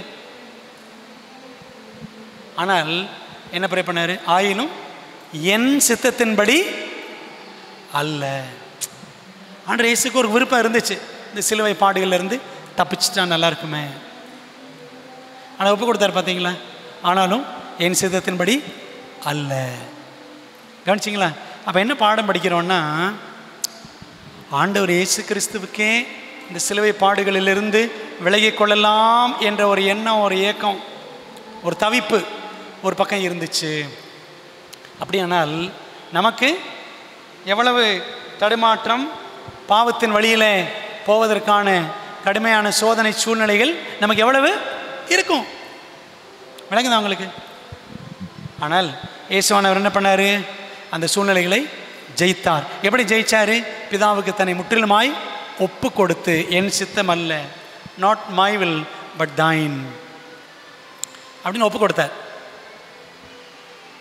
ஓகே, பாருங்க, 2 பேதுரு 3:2 வாசிக்கிறோம். பரிசுத்த தீர்க்கதரிசிகளால் முன் சொல்லப்பட்ட வார்த்தைகளையும் இரட்சகராயிருக்கிற கர்த்தருடைய அப்போஸ்தலராகிய எங்களுடைய கட்டளைகளையும் நீங்கள் நினைவு கூறும்படி இந்த நிருபங்களினால் உங்கள் உண்மையான மனதை நினைப்பூட்டி எழுப்புகிறேன். நம்முடைய இருதயம் அனல் அடையணும். இருதயம் அனல் மூட்டி அவ்வப்பொழுது ஊக்கம் அடைய வேண்டும். சரிங்களா? ஏன்னா சிலர் என்ன ஆயிடுவோம்? டவுன் ஆயிரும். டவுன் ஆகும் பொழுது தவறிடும், தன் வழியில் போக ஆரம்பிச்சிடும். அப்போது என்ன செய்யணும்னா, ஆண்டோடைய கட்டளைகள், அவருடைய வார்த்தைகள், ஆண்டோடைய சத்திய வார்த்தை, இதில் நம்ம எப்படி இருக்கணுமா? வேறு ஒன்றி இருக்கணும். நம்முடைய இருதயம் உண்மையான மனதை நினைப்பூட்டி எழுப்புகிறேன். நமக்கு எழுப்புதல் எப்படி வரணும்? எதன் அடிப்படையில் வரணும்? ஆண்டோடைய வசனத்தின் அடிப்படையில் அந்த எழுப்புதலை, அந்த உயிரோட்டத்தை நாம் நமக்குள்ளே தக்க வைத்துக் கொள்ள வேண்டியது அவசியம். விளங்குதா உங்களுக்கு? இந்த ரட்சிப்பின் அனுபவத்தில் வளரணும் அப்படின்னா ஆண்டோட வசனத்தோடு நமக்கு நெருங்கிய உறவு இருக்க வேண்டும். சரி, இயேசுவினை ஏற்றுக்கொண்டார் என்பதையும் நான் அவருடைய பிள்ளை என்பதையும் நான் எப்படி அறிந்து கொள்ள முடியும்? எப்படி அறிந்து கொள்வது? ஆண்டவனை ஏற்றுக்கிட்டாரு. How can I be sure that Christ accepted me? கிறிஸ்தனை ஏற்றுக்கொண்டார், நான் அவருடைய பிள்ளைன்றதுக்கு என்ன அறிகுறி? எப்படி அறிந்து கொள்ள முடியும்? சரி, தீத்து 1:3 வாசிக்கிறோம். பொய்யுரையாத தேவன் ஆதி காலம் முதல் நித்திய ஜீவனை குறித்து வாக்கு தத்தம் பண்ணி, ஆண்டவர் ஒரு வாக்கு தத்தம் கொடுத்துருக்காருங்க. சரிதானே? பாவத்தின் சம்பளம் மரணம், நம்முடைய கர்த்தராகிய இயேசு கிறிஸ்துவினால் உண்டாகும் கிருபை வரமோ நித்திய ஜீவன் அப்படின்னு படிக்கிறோம் ரோமர் 6:23. இப்போ பாருங்களேன், ஆண்டவர் என்ன வாக்கு தத்தம் பண்ணி இருக்கிறாரோ அந்த வாக்கு தத்தத்தை அவர் என்ன செய்வார்? நிறைவேற்றுவார். இந்த வாக்கு தத்தத்தை ஆண்டவர் நிறைவேற்றுவார். அதில் குறை வைக்க மாட்டார். நான் அவருடைய பிள்ளையா வளரணும் அப்படின்னு ஆண்டவர் என்னை அழைத்திருந்தார் என்று சொன்னால் அவர் என்ன செய்வார்? வாக்குத்தத்தம் பண்ணினவர் உண்மையுள்ளவர், அவர் நிறைவேற்ற வல்லவர். சரிதானே? அப்படி தானே படிக்கிறோம். ஆகவே ஆண்டவர் நம்மை ஒரு உன்னதமான அழைப்புக்கு அழைத்திருப்பார். அவருடைய பிள்ளை பாவி என்றவன் தன் நிலையிலிருந்து தேவனுடைய பிள்ளை என்ற நிலைக்கு வந்து அவன் மென்மேலும் கிறிஸ்துவுக்குள்ளே வளரணும் அப்படின்னு சொன்னால் தேவன் வைத்திருக்கிற அந்த திட்டத்திலிருந்து அவர் நிச்சய மாட்டார், நம்மை நழுவ விட மாட்டார். நாம் வழிவிலகி செல்லுவதில் அவருக்கு விருப்பம் இல்லை. அவர் பொய்யுரையாத தேவன். அவர் ஆதி காலம் முதல் நித்திய ஜீவனை குறித்து வாக்கு தத்தம் பண்ணி இருக்கிறார். அப்போது அந்த வாக்கு தத்தத்தில் நமக்கு என்ன தேவை? ஆழ்ந்த விசுவாசம், பற்று உறுதி நமக்கு தேவை. மத்திய 7:7 படிக்கிறோம், கேளுங்கள் அப்பொழுது உங்களுக்கு கொடுக்கப்படும். கவனிச்சிங்களா? நான் தேவனுடைய பிள்ளை அப்படின்னா அப்பாவுக்கும் நமக்கும் இடையில, நம்முடைய பரம தகப்பனுக்கும் இடையில ஒரு நெருங்கின தொடர்பு ஜெபத்தின் வழியாக நமக்கு இருக்க வேண்டும். இந்த ரட்சிப்பின் அனுபவத்தில் நம்ம கான்ஸ்டண்ட்டாக வளரணும் அப்படின்னா தேவனோடு பேசுகிற அனுபவம். கேளுங்கள் அப்பொழுது உங்களுக்கு கொடுக்கப்படும். தேவனோடு நெருங்கின அந்த ஜெப உறவு இருக்கணும் அப்படின்னு பார்க்கணும். சரிங்களா? பாருங்களா, ஒரு குழந்தை பிறக்குதுன்னா தாய்க்கும் குழந்தைக்கு இடையில ஒரு கனெக்ஷன் இருந்துகிட்டே இருக்கும்ல, ஒரு நெருக்கம் இருந்துகிட்டே இருக்கும். அதே போல் தான் நமக்கும் தேவனுக்கு இடையில் இந்த ரட்சிப்பின் அனுபவத்தில் நெருங்கின தொடர்பு இருக்கணும். ஆண்டோடைய வசனத்தோடு நமக்கு தொடர்பு இருக்கணும். ஜெபத்தின் மூலமாக நாம் அவரோடு தொடர்பு கொள்ள வேண்டும். சரி, உண்மையான மனமாற்றம் எவ்வாறு ஒருவருடைய வாழ்க்கையை மாற்றும்? ஆண்டவர் இயேசு கிறிஸ்துவை விசுவாசித்து ஏற்றுக்கொண்டு அவரை பின்பற்றுகிறோம். மனம் திரும்புதல் அனுபவத்திற்குள்ளே வருகிறோம். அதை மறுபிறப்பு அப்படின்னு பார்த்தோம். இப்படி உண்மையான மனமாற்றம் அடைந்த ஒருத்தரோட வாழ்க்கை எப்படி இருக்கும் பாருங்களேன். இதில் சில பிரிவுகள் பார்க்க போகிறோம். நீங்கள் ஒருவரில் ஒருவர் அன்புள்ளவர்களாய் இருந்தால் அதனால் நீங்கள் என்னுடைய சீஷர்கள் என்று எல்லாரும் அறிந்து கொள்வார்கள். உண்மையான மனமாற்றம் எங்கே இருக்கிறதோ அங்கே என்ன இருக்குமா? அன்பு இருக்கும். ஒருவரில் ஒருவர் அன்பு இருக்கும். அப்போ என்ன இருக்காது? பகை இருக்காது. சரிதானே? சண்டை பூசல் இருக்காது. சரிங்களா? அப்போ அது உண்மையான மனமாற்றத்தின் அடையாளம் அன்பு. அன்பு தெரியும். சரிங்களா? ஓகே. இதை யோவான் 13:35 ஜான் 13:35 படிக்கணும். ரெண்டாவது, இப்படி இருக்க ஒருவன் கிறிஸ்துவுக்குள் இருந்தால் புது சிருஷ்டியாக இருக்கிறான், பழையவைகள் ஒளிந்து போயின, எல்லாம் புதிதாயின. 2 கொரிந்தியர் 5:17 வாசிக்கிறோம். உண்மையான மனமாற்றத்தின் வெளிப்பாடு எப்படி இருக்குன்னா, ஆண்டவர்கிட்ட வந்து விட்டவன் பாவி என்று இருந்து தேவனுடைய பிள்ளை என்று வந்து விட்டவன் அவன் எதை செய்ய மாட்டான்? பழைய காரியங்களை தேடி போக மாட்டான். அவன் எப்படி மாறிடுவான்? புது சிருஷ்டி, அ நியூ கிரியேஷன், ஒரு புது படைப்பாக அவன் மாறுவான். பழையவைகள் ஒளிந்து போயின. அவனுடைய அசுத்தமான பேச்சு, பொய் பேச்சு, கெட்ட சிந்தனைகள், அவனுடைய தீய பார்வைகள், அவனுடைய கீழ்ப்படியாமை, இதெல்லாம் என்ன செஞ்சிடும்? அந்த காரியங்கள் மீது அவனுக்கு என்ன வந்துடும்? பகை வந்துடும்.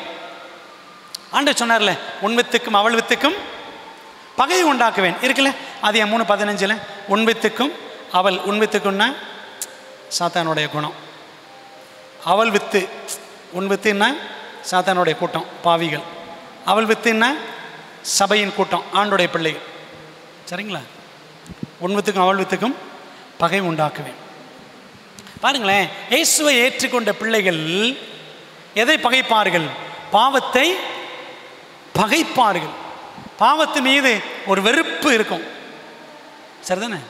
பாவத்தின் மீது ஒரு என்ன சொல்கிறது, ஒரு அவர்ஷன், பாவத்தை கண்டாலே ஒரு ஒவ்வொரு மனநிலை காணப்படும். விளங்குதா உங்களுக்கு?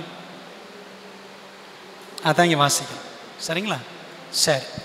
3வது, அவருடைய கற்பனைகளை நாம் கை கொண்டு அவருக்கு முன்பாக பிரியமானவைகளை செய்கிறபடியினால் நாம் வேண்டிக் கொள்ளுகிறது எதுவோ அதை அவராலே பெற்றுக்கொள்ளுகிறோம்.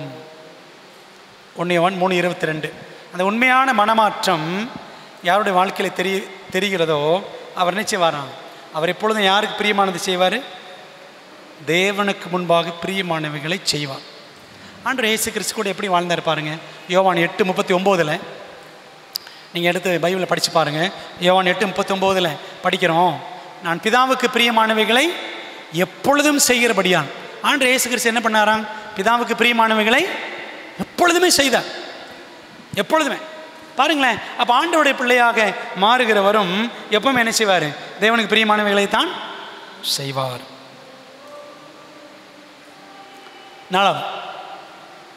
4வது, உண்மையான மனமாற்றம் யாருடைய வாழ்க்கையில் இருக்கோ அவங்க எப்படி இருப்பாங்க? வசனம் சொல்லுது, ரோமர் 12:2, நீங்கள் இந்த பிரபஞ்சத்திற்கு ஒத்த வேஷம் தெரியாமல் தேவனுடைய நன்மையும் பிரியமும் பரிபூர்ணமான சித்தம் என்னதென்று பகுத்தறியத்தக்கதாக உங்கள் மனம் புதிதாகிறதுனாலே மறுரூபமாகுங்கள் அப்படின்னு வாசிக்கிறோம். பாருங்க, மறுபிறப்பு, உண்மையான மனமாற்றம், அதில் என்ன நடக்குமா? மறுரூபமாகுதல் நடக்கும். அதாவது ஆண்டுடைய பிள்ளை, உண்மையான தேவனுடைய பிள்ளை இந்த உலகத்துக்கு ஏற்ற மாதிரி வேஷம் போட மாட்டாங்க. இந்த உலகத்துக்கு ஏற்றார் போல வேஷம் போட மாட்டாங்க. அவங்க என்ன செய்வாங்களாம்? தேவனுடைய நன்மையும் பிரியமும் பரிபூர்ணமுமான சித்தம் இன்னதென்றுன்னு அவங்க என்ன செய்வாங்களாம்? ஆராய்ந்து அறிந்து அவருடைய சித்தத்தை செய்கிறதுக்கு பிரயாசப்படுவாங்க. அவங்க மனசு என்ன ஆகுமா? மறுரூபமாகும். மனசு அப்படி கம்ப்ளீட்டாக மாறும். இந்த மனமாற்றம், மனம் திரும்புது. சரிங்களா? பாவத்தை நோக்கி போயிட்டு இருந்த மனசு, நரகத்தை நோக்கி போய்கிட்டு இருந்த மனசு என்ன செய்யும்?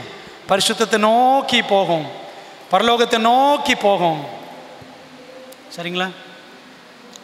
மனசு என்ன செய்யாது? மறுபடியும் பண்ணி மாதிரி வேலை செய்யாது. சரிதானே? மனசு மறுபடியும் என்ன செய்யாது? நாய் மாதிரி வேலை செய்யாது. என்னடா பாசிட்டிவ் பண்ணின்றாரு நாயின்றாரு அப்படின்னு நினைக்கிறீங்களா? எல்லாமே பைபிளில் தான் இருக்குது. பைபிளில் தான் இருக்குது. 2 பேதுரு 2ஆம் அதிகாரம் 22ஆம் வசனத்தை பிற படிச்சு பாருங்க. 2 பேதுரு 2ஆம் அதிகாரம் 22ஆம் வசனம். கழுவப்பட்ட பன்றி என்ன செய்யும்? திரும்ப சேற்றில் போய் பொருளும். நாய் தான் கக்கினதை திரும்ப தின்னுமா. அது பன்னியோட குணம், அது நாயோட குணம்.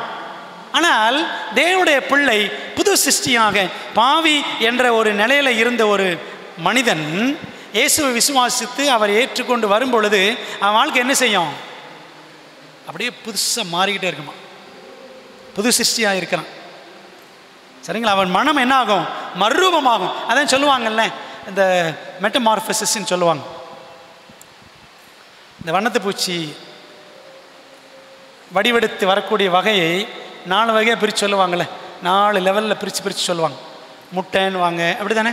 அப்புறம் ஏதோ கூட்டுப்புழு, அப்படி ஒரு 4 காரையும் சொல்லுவாங்க. லார்வா அப்படின்னு சொல்லிட்டு கடைசி கம்பளி பூச்சி, அப்புறம் ஒரு பட்டுப்புழு அப்படின்னு வரும்.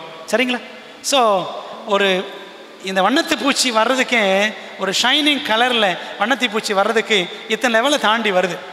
அதுக்கே அப்படின்னா, தேவனுடைய சாயலில் படைக்கப்பட்ட நீங்களும் நானும் தேவனை போல, கிறிஸ்துவ போல மாற வேண்டும் என்றால் இந்த ரட்சிப்பின் அனுபவத்தின் வழியாக தேவன் நம்மை எப்படியெல்லாம் ட்ராவல் பண்ணி கொண்டு போக வைக்கிறாரு. புரியுதா உங்களுக்கு? சரி, அப்போ நம்முடைய மனம் மறுரூபமாகும்.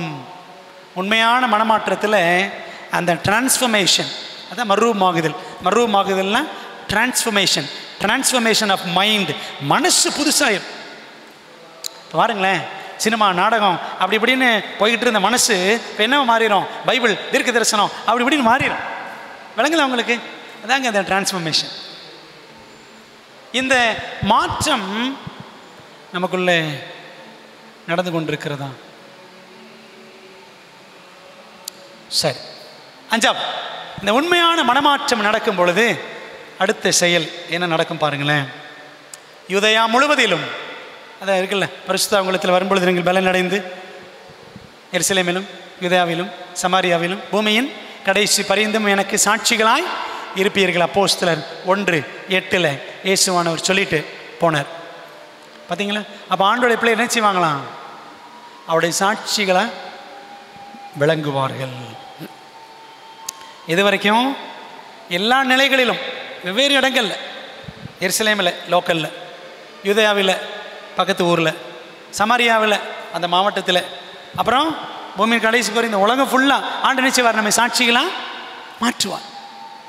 அப்போ அந்த உண்மையான மனமாற்றம், இயேசுவை ஏற்றுக்கொண்டு அவர் பின்பற்ற பிள்ளைகளுடைய வாழ்க்கையில் இது போன்ற முன்னேற்றம் ரொம்ப அழகாக காணப்படும் அப்படின்னு பார்க்குறோம். சரி, ஆறாவது என்ன நடக்கும்?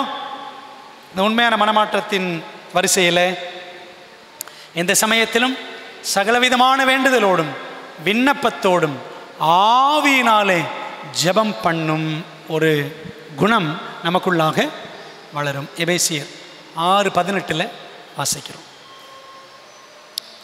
இப்போ என்ன பார்க்குறோன்னா, பாவி என்ற நிலையில் இருந்தவன் தேவனுடைய பிள்ளை என்ற நிலைக்கு வரும்பொழுது அவன் எப்படிலாம் மாறுறான் பார்த்தீங்களா? பார்த்தோம்ல. இப்போ நம்ம பார்க்குறது 6வது காரியம். அவன் எப்பொழுதும் ஜெபிக்கிறவனாய் காணப்படுவான். ஆவியினாலே ஜெபம் பண்ணி.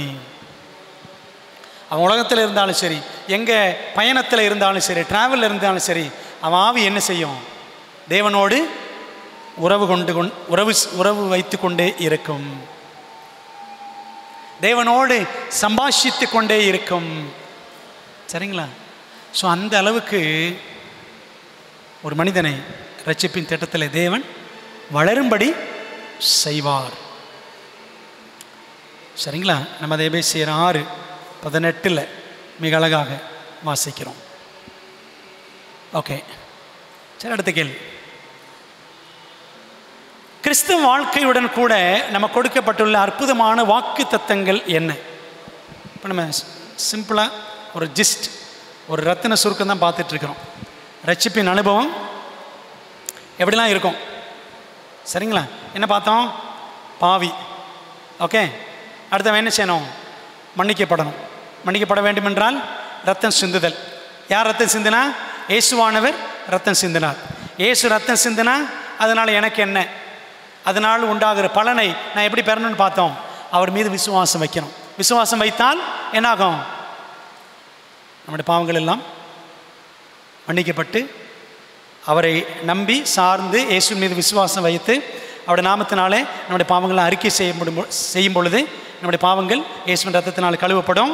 அப்படி கழுவப்படும் பொழுது நமக்குள்ளே யார் வர்றான் பார்த்தோம்? ஆவியானவர் நமக்குள்ளே வந்து வாசம் பண்ணுகிறார். இந்த ஆவியானவர் என்ன செய்வார்? நம்ம அப்படியே அந்த ரட்சிப்பின் அனுபவத்திற்குள்ளே வளர்த்து கொண்டே செல்வார். கடைசி நாள் பரியந்தம், இயேசு கிறிஸ்துவின் வருகை நாள் பரியந்தம் இந்த அனுபவத்தில் நம்ம என்ன செய்வோம்? வளர்ந்துக்கிட்டே இருப்போம். சரிங்களா? ஓகே, அந்த அனுபவத்தை தான் இப்போது ஒரு 6 பாயிண்ட். அந்த அனுபவத்துக்கு பேர் தான் மறுபிறப்பு. கிறிஸ்துவுக்குள்ளே வந்து வாழக்கூடிய வாழ்க்கை, அந்த மறுபிறப்பின் அனுபவம். அதில் அந்த உண்மையான மனமாற்றம் என்றால் 6 காரியங்கள் பார்த்தோம். சரிங்களா? சரி, இந்த கிறிஸ்தவ வாழ்க்கைக்கு தேவன் என்னென்ன வாக்கு தத்தங்கள் கொடுத்துருக்கிறார் பார்க்கலாமா? ஓகே, இந்த வசனம் சொன்னேன். என்னை பலப்படுத்துகிற கிறிஸ்துவினாலே எல்லாவற்றையும் செய்ய எனக்கு பலன் உண்டு. சரிங்களா? ஆண்டவர் இயேசுவின் பிள்ளையாக மாறிவிட்டவர்களுக்கு அல்லது மாறுவதற்கு தங்களை ஒப்பு கொடுத்தவர்களுக்கு பலனே யார் தான்? பலனே யார் தான்? இயேசு தான். அப்படி தான் சங்கீதம் 18:1 வாசிக்கிறோம். என் பலனாகிய கர்த்தாவே உம்மில் அன்பு கூறுவேன். பார்த்தீங்களா? அப்போ ஆண்டவர் தான் பலன். ஆண்டோட பலத்தை சார்ந்து நாம் முன்னேறி செல்ல வேண்டும். 2வது வாக்குத்தத்தம், என் தேவன் தம்முடைய ஐஸ்வர்யத்தின்படி உங்கள் குறைவையெல்லாம் கிறிஸ்து இயேசுவுக்குள் மகிமையிலே நிறைவாக்குவார். நம்ம எல்லாரும் குறைவான பாத்திரங்கள் தான். சரிதானே? குறைவான பாத்திரங்கள், ஓட்டை பாத்திரங்கள். சரிதானே? ஓட்டை பாத்திரங்கள் தான், ஒழுகிற பாத்திரங்கள் தான். ஆனால் ஆண்டு நினச்சி வரான், கிறிஸ்து இயேசுவுக்குள் நம்முடைய குறைகள் எல்லாம் நிறைவாக்கப்படும் என்று அதே பிலிப்பியரில் இன்னொரு வாக்கு தத்தம் படிக்கிறோம். சரிங்களா? அப்போது கிறிஸ்துவுக்குள்ளே நாம் பூரணம் அடையும் அனுபவத்திற்குள்ளாக ஆவியானவர் நம்ம என்ன செய்கிறாரு? வழி நடத்துவார். ஓகே, 3வது, தேவனாலே எல்லாம் கூடும். மார்க்கு 10:27 பாருங்களேன். இந்த கிறிஸ்தவ வாழ்க்கையில் எப்படி முன்னேறி செல்வது, எப்படி பாவத்தை ஜெயிக்கிறது? சரிங்களா? இந்த அனுபவத்தை எப்படி அடைவது? ரட்சிப்பின் அனுபவத்தை சுருக்கமாக சொல்கிறேன். 3 பிரிப்பாங்க: ஜஸ்டிஃபிகேஷன், சாங்டிஃபிகேஷன், குளோரிஃபிகேஷன். நீதிமான் ஆகுதல், பரிசுத்தமான் ஆகுதல், மகிமை அடைதல் அப்படின்னு சொல்லுவாங்க. நீதிமான் ஆகுதல்னா இயேசு எனக்காக மரிச்சாருன்னு விசுவாசிக்கிறது. சரிங்களா? விசுவாசிக்கும் பொழுது அவருடைய ரத்தத்தினால் நாம் கழுவப்படுகிறோம். சரிங்களா? இதான் நீதிமான் ஆகுதல். ஒரு நிமிஷத்தில் நடந்துடும். சரிங்களா? It's a momentary experience. 2வது பரிசுத்தமான் ஆகுதல். அதாவது நீதிமான் ஆகுதல்னா கிறிஸ்துவுக்குள் வரும் அனுபவம், இன் கிரைஸ்ட் எக்ஸ்பீரியன்ஸ். கிறிஸ்துவுக்குள்ளே வருது நீதிமான் ஆகுதல். அதாவது பாவங்கள் மன்னிக்கப்படுற அனுபவம். சரி, பாவம் மன்னிக்கப்பட்டு ஆண்டு பிள்ளை ஆயாச்சு. அடுத்து என்ன செய்யணும்? அடுத்து பரிசுத்தவான் ஆகுதல், சாங்டிஃபிகேஷன். இன் கிரைஸ்டுக்கு அடுத்து லைக் கிரைஸ்ட், கிறிஸ்துவ போல மாறணும். சரிங்களா? கிறிஸ்துவுக்குள்ளே வந்தாச்சு, நீதிமான் ஆக்கப்படுதல், justified, we are justified, our sins are forgiven, பாவங்கள் மன்னிக்கப்பட்டது, அதை நீதிமான் ஆக்கப்படுதல். அடுத்து என்னது? பரிசுத்தவான் ஆக்கப்படுதல். கிறிஸ்துவுக்குள்ளே வந்த நாம் அடுத்து கிறிஸ்துவ போல மாறணும். சரிங்களா? கிறிஸ்துவ போல மாறும். இது எவ்வளோ நாள் அனுபவம்? இது வாழ்நாள் அனுபவம். வாழ்நாளெல்லாம் கிறிஸ்துவ போல நம்ம வளர்ந்துக்கிட்டே இருக்கணும். Life long experience. சரிங்களா? மூணாவது அனுபவத்துக்கு பேர் தான் என்னது? குளோரிஃபிகேஷன், மகிமை அடைதல். கிறிஸ்துவோடு பரலோகத்துக்கு போகிறது, மகிமை அடைதல். It's an eternal experience. அவர் கூடவே நித்திய காலமாக இருப்பது. சரிங்களா? அப்போ ரட்சிப்பில் எத்தனை நிலைகள்? 3 நிலைகள். Justification, sanctification, glorification. நீதிமான் ஆகுதல், பரிசுத்தவான் ஆகுதல், மகிமை அடைதல். நீதிமான் ஆகுதல் நொடி நேர அனுபவம், கிறிஸ்துவுக்குள் வரும் அனுபவம். 2வது பரிசுத்தவான் ஆகுதல், கிறிஸ்துவை போல் மாறும் அனுபவம். இதுக்கு என்ன சொல்லுவாங்கன்னா கிறிஸ்துவுக்குள் வளரும் அனுபவம். கிறிஸ்துவுக்குள் வர்றது வேற, கிறிஸ்துவுக்குள் வருவது வேறு, கிறிஸ்துவுக்குள் வளருவது வேறு. இன்றைக்கி நிறைய பேர் சபையில் கிறிஸ்துக்குள்ளே வந்ததோடு அப்படியே நிற்கிறாங்க. அடுத்த செகண்ட் ஸ்டெப்புக்கு போகலை. என்ன அர்த்தம்? வளரலை. அதனால தான் சண்டை, அதனால தான் தப்பா தப்பான்னு கத்துறது. புரியுதா உங்களுக்கு? ஓகே. மூணாவது என்ன? மூணாவது மகிமை அடைதல், கிறிஸ்துவோடு வாழும் அனுபவம். கவனிச்சிங்களா? வித் கிரைஸ்ட் எக்ஸ்பீரியன்ஸ், கிறிஸ்துவோடு இருக்கிற அனுபவம். ஸோ இன் கிரைஸ்ட், கிறிஸ்துவுக்குள் வரும் அனுபவம் நீதிமானாகுதல். 2வது கிறிஸ்துவுக்குள் வளரும் அனுபவம், லைக் கிரைஸ்ட், கிறிஸ்துவ போல மாறும் அனுபவம். 3வது கிறிஸ்துவோடு வாழும் அனுபவம், டைரக்டாக, நேரடியாக, வித் கிரைஸ்ட் எக்ஸ்பீரியன்ஸ். முதல்ல உள்ளது என்னது? நொடிநேர அனுபவம். 2வது வாழ்நாள் அனுபவம். 3வது நித்திய அனுபவம். சரிங்களா? சுருக்கமாக சொல்கிறேன். சாங்சுரி எடுத்தோன்னா, ஆசரிப்பு கூடாரம் எடுத்துக்கொண்டால், சரி இது அப்படியே இருக்கட்டும், பவர் பாயிண்ட் அப்படியே நிறுத்துங்க. சாங்சுரி எடுத்துக்கிட்டோன்னா, ஆசரிப்பு கூடாரத்தில் எத்தனை பகுதி இருக்குது? 3 பகுதி இருக்குது. சரிதானே? முதல்ல என்னது? பிராகாரம், அதுக்கப்புறம் பரிசுத்த ஸ்தலம், அதுக்கப்புறம் மகா பரிசுத்தலம். இந்த பிராகாரம் இருக்குது பார்த்தீங்களா? இந்த பிராகாரம் தான் நீதிமான் ஆகுதல். ஒரு பாவி உள்ள வாசலில் உள்ள நுழையிறான். அப்படி நம்ம சர்ச்சிலேருந்து வர்றது, அப்படி உள்ளேருந்து வர்றதை நினச்சிக்கணும். கேட்டு வெளியில் இருக்குது, கேட் இருக்குது. உள்ள நுழைஞ்ச உடனே ஒரு பலிபீடம், வெண்கல பலிபீடம். என்ன பலிபீடம் யாரை குறிக்குது? இயேசு எனக்காக மரித்தார். சரிங்களா? அப்போ இயேசுவின் மரணத்து மேல் விசுவாசம் வச்சு அடுத்து என்ன இருக்குது? தண்ணி தொட்டி இருக்குது. சரிங்களா? அதில் கழுவப்படுதல், ஞானஸ்நானம். அப்போது இயேசுவை விசுவாசித்து அவருக்குள்ளே நுழைஞ்சு ஞானஸ்நானம் எடுக்கும் பொழுது என்ன அனுபவம்? நீதிமான் ஆகுதல். இதாங்க பிராகார அனுபவம், கோர்ட்யார்ட் எக்ஸ்பீரியன்ஸ். பிராகார அனுபவம் அதான் நீதிமான் ஆகுதல். இப்போ நீதிமான் ஆகிறது ஒரு செகண்ட், அவ்வளோதான். இயேசுவை விசுவாசித்தால் எனக்காக மரிச்சாருங்க அப்படின்னு விசுவாசித்தோடனே அவர் இப்போ நம்மளோட பாவங்களை மன்னிச்சிடுறார். நீதிமான் ஆகுதல். அங்கே நின்றுட்டு கூடாது, அடுத்து எங்கே வரணும்? பரிசுத்தம் அடையணும். சரிங்களா? ஹோலி பிளேஸ் உள்ளே வரணும். உள்ளே பரிசுத்தம் அடைகிறதுக்கு ஆண்டு என்னெல்லாம் வச்சுருக்கிறாரு? உள்ளே நுழைஞ்ச உடனே வலது பக்கத்தில் பார்த்தீங்கன்னா, ஓகே, சமூகத்தப்ப மேஜை இருக்கும். இடது பக்கம் தென் திசையில் குத்து விளக்கு இருக்கும். தென் திசையில் குத்து விளக்கு, வட திசையில் சமூகத்தப்ப மேஜை இருக்கும். முன்னாடி மேற்கில் என்ன இருக்கும்? இங்கே தூபபீடம், நான் நிற்கிற இடத்துல தூபபீடம், பொன் தூபபீடம் இருக்கும். பரிசுத்தத்தில் எப்படி வளர்றது அப்படின்னா, இயேசு விசுவாசித்து ரத்தத்தினால் கழுவப்பட்டு ஞானஸ்நானம் எடுத்து நீதிமானாகி உள்ளே வந்தாச்சு. உள்ளே வந்ததுக்கப்புறம் என்ன செய்யணும்? சமூகத்தப்ப மேஜை இருக்குல்ல, அப்பம் சாப்பிடணும். அப்போ எது? ஆண்டோட வசனம். மனுஷன் அப்பத்தினால மாத்திரமல்ல, தேவனுடைய வாயிலிருந்து புறப்படும் ஒவ்வொரு வார்த்தையினாலும் பிழைப்பான். மத்தேயு 4:4. அவருடைய வசனத்தை தினம் புசிக்கணும். அப்புறம் என்ன செய்யணும்? தூபபீடம். தூபம் எதை குறிக்கிறது?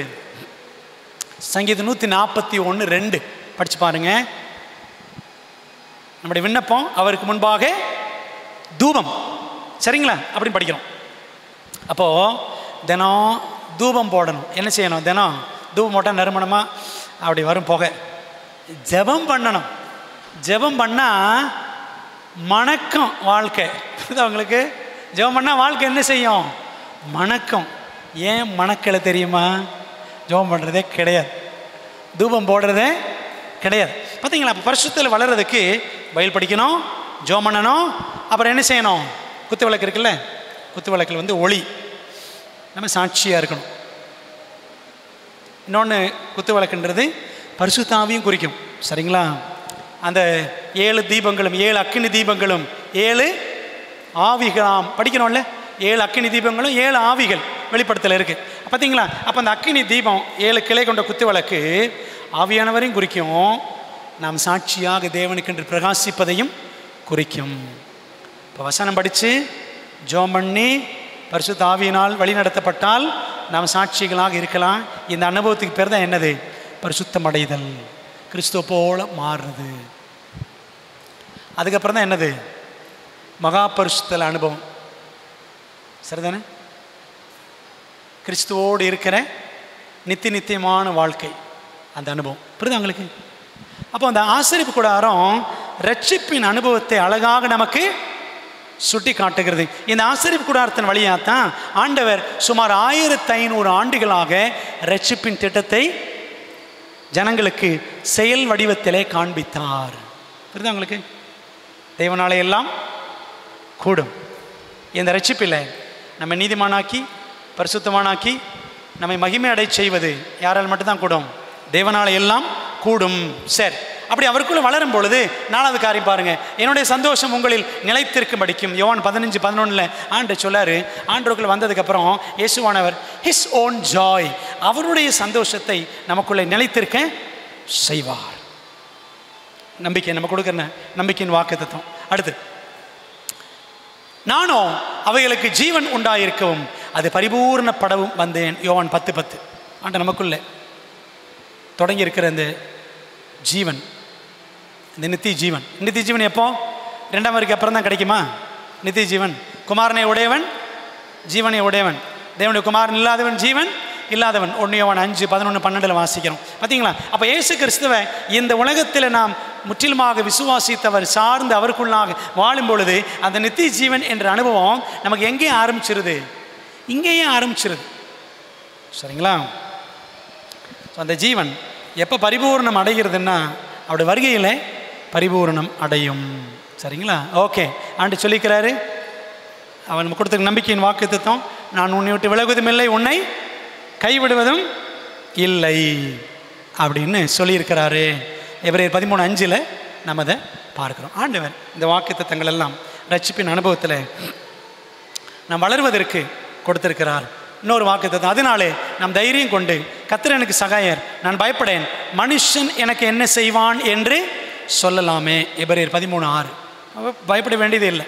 ரட்சிப்பின் அனுபவத்தில் கிறிஸ்துவுக்குள்ளே வந்த பிள்ளைகள் நம்ம என்ன செய்யணும்? தொடர்ந்து முன்னேறி செல்ல தேவன் நமக்கு சகாயராக உதவியாளராக இருக்கிறார். சமாதானத்தை உங்களுக்கு வைத்து போகிறேன். யோவான் 14:27. யோவான் 15 படித்தோம் என்னுடைய சந்தோஷம், யோவான் 14 படிக்கிறோம் என்னுடைய சமாதானம். சரிங்களா? இயேசுவின் சமாதானமும் இயேசுவின் சந்தோஷமும் நமக்கு எப்பொழுதுமே நிலையாக இருக்கும். ஓகே, முடிக்க போகிறோம். என்ன கேள்வியோடு முடிக்க போகிறோம்? இப்பொழுதும் உங்களை ரட்சிப்பதற்காக இயேசு வைத்திருக்கும் திட்டத்தை ஏற்றுக்கொள்ள தீர்மானிப்பீர்களா? ஆண்டவர் இயேசு கிறிஸ்து நமக்கு ஒரு மகிமையான திட்டம், பாவிகள் மகிமைக்குள் பிரவேசிக்க வேண்டும் என்ற திட்டம். இந்த உலகத்தில் இருக்கிற நரகத்திற்கு ஏதுவான பாவிகள் நித்திய ஜீவனை நித்தியமாக இயேசுவோடு வாழும் விதத்தில் அடைய வேண்டும், சுதந்திரிக்க வேண்டும் என்பது தேவனுடைய திட்டம். இந்த திட்டத்தில் ரட்சிப்பின் அனுபவத்தில் நாம் என்ன செய்யணும்? நிலைச்சிருக்கணும் என்பது தேவன் நமக்கு வைத்திருக்கிற அற்புதமான, அபாரமான, ஆச்சரியமான, நமக்கு அனுகூலமான திட்டம். இப்போ செய்ய வேண்டியது என்ன? ஆரம்பத்தில் சொன்னதான், கர்த்தராகிய இயேசு கிறிஸ்துவை விசுவாசி, அப்பொழுது நீ உன் வீட்டாரும் ரட்சிக்கப்படுவீர்கள். சரிங்களா? ஆக பிரியமானவர்களே, இந்த ஞானஸ்நான வகுப்புகள் வழியாக சத்தியத்தை கற்றுக்கொண்டு இந்த ரட்சிப்பின் அனுபவத்திற்குள்ளாக இயேசுவுக்குள் வந்து இயேசுவோடு நடக்கிற, இயேசுவை போல் மாறுகிற இந்த அனுபவத்தை பரலோகத்தின் தேவன் நமக்காக வைத்திருக்கிறார். சரிங்களா? இந்த அனுபவத்தில் நம்ம என்ன செய்யணும்? வரணும், வளரணும், வாழணும். விளக்குதான் உங்களுக்கு? அதான் சிம்பிளாக சொன்னேன். அவருக்குள்ளே வரணும், நீதிமான் ஆகுதல். அவருக்குள் வளரணும், பரிசுத்தம் அடைதல். அவரோடு வாழணும், இது என்னது? மகிமைப்படுதல். இதான் ரட்சிப்பு. இந்த அனுபவத்தில் நாம் நிலைத்திருக்கவும் முன்னேறி செல்லவும் தேவன் நமக்கு பலனை கொடுப்பாராக. ஒரு ஜெபம் பண்ணலாமா? ஜெபம் பண்ணி இந்த வகுப்பை நிறைவு செய்வோம். நல்ல தகப்பனே, இந்த அருமையான ஓய்வு நாளின் மதியான வேலைக்கு நமக்கு நன்றி தகப்பனே. மதியத்தில் தொடங்கி இந்த சாயங்காலம் வரைக்கும் நாங்கள் ரட்சிப்பின் அனுபவத்தை பற்றி படிக்க கிருபை செய்து அதற்காக நன்றி. இந்த திவ்யமான அனுபவத்தை இந்த உலகத்தில் எல்லாரும் பெற வேண்டும், எல்லாரும் ரட்சிக்கப்பட வேண்டும், ஒருவரும் கெட்டு போகக்கூடாது என்று பிதாவே எங்கள் மீது அன்பு வைத்து உமது ஒரே பேரான குமாரனாய் கிறிஸ்துவை சிலுவையில் எங்களுக்காக அனுப்பினீர். அந்த அன்புக்காக, தியாகத்துக்காக உமக்கு நன்றி செலுத்துகிறோம். எங்களை பரிசுத்தப்படுத்தும் ஆண்டவரே கர்த்தாவே, உம்மோடு நடக்கிற அனுபவத்தில் எங்களுக்கு நிலையான உதவியாக, நித்திய சகாயராக ஆவியானவர் தந்திருக்கிறீர். நன்றி செலுத்துகிறோம். ஜெப வாழ்க்கை, ஆவியினால் நடத்தப்படும் வாழ்க்கை, வேத வசன தியான வாழ்க்கை, இதெல்லாம் எங்களுக்கு இருக்கும் பொழுது நாங்கள் பிரகாசிப்போம், ஊழியம் செய்து நமக்கு சாட்சிகளாக இருப்போம் என்று படித்தோம். ஆண்டவரே, இந்த அனுபவத்தில் நாங்கள் பிரவேசிக்கவும், இந்த அனுபவத்தில் உடைய வருகை மட்டும் வளர்ந்து நிலைத்திருந்து உம்மோடு நித்தியமாய் வரக்கூடிய அந்த பாக்கியத்தை பெற்றுக்கொள்ள கிருபை செய்யும். கர்த்தாவே, நீதிமானாகுதல், பரிசுத்தமானாகுதல், மகிமை அடைதல் என்ற பாடங்களை படித்தோம். இந்த பாடங்கள் எங்கள் வாழ்க்கையின் செயல்முறை பாடமாக மாறட்டும். எங்கள் ஜெபத்தை ஏற்றுக்கொள்ளும். தொடர்ந்து இந்த ஆன்லைன் வகுப்புகளில் சத்தியங்கள் படிக்கிற எல்லா பிள்ளைகளையும் தேவன் தொடுங்கப்பா. இயேசுராஜா, உம்மை போல் எங்களை மாற்றுங்க. இயேசுவின் நாமத்தில் ஜெபிக்கிறோம். ஜெபங்கேலும் நல்ல பிதாவே, ஆமென்.